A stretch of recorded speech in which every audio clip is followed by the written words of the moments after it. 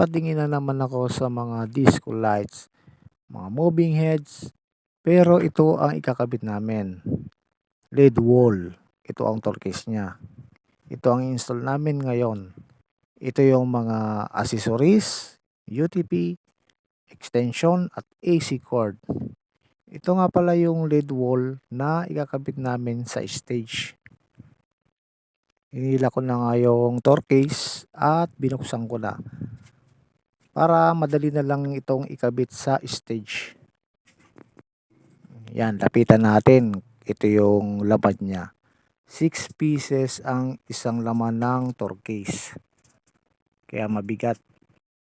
Yon, na-install lang namin ang LED wall. Medyo mataas na kaya medyo nakakahangog. Mahangin dito, masarap pagtambay. Pero napapatingin pa rin ako sa taas kasi ang daming mga lights. Moving head, yon. Lapit-lapit sa akin. At i-features naman natin itong moving heads. Yon, mga strobe, yung mga moving heads nakasabit, ang dami. Paikot yan, no? Tapos may mga speaker din sila. Ayan, nasa stage. Saka itong robotic nila, trusses. Saka nakakabit po dito ang line array. Lapitan po natin.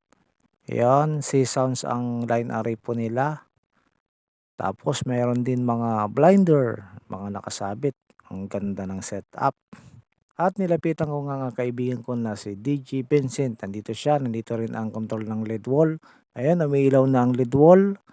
Ayan, mga lights. Shoutout nga pala sa sound system ng Maried. Ganda ng mga lights nila. Umiilaw na rin ang LED wall. Bye bye!